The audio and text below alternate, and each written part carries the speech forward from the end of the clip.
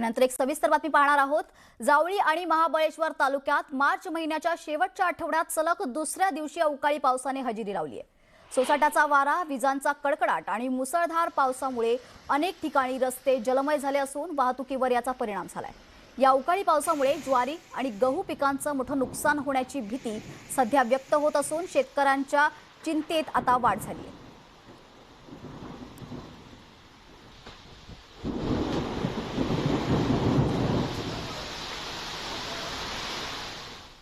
दरम्यान सातारा जिल्ह्यातील पाटण तालुक्यातील कोयना नगर परिसराला अवकाळी पावसाने झोडपलंय। गारांसह झालेल्या पावसामुळे नागरिकांची तारांबळ उडाली आहे। गारपिटीमुळे कलिंगड आणि आंब्याचं मोठं नुकसान झालंय, त्यामुळे शेतकरी हवालदिल झाले असून उत्पादकांना मोठा आर्थिक फटका बसलाय।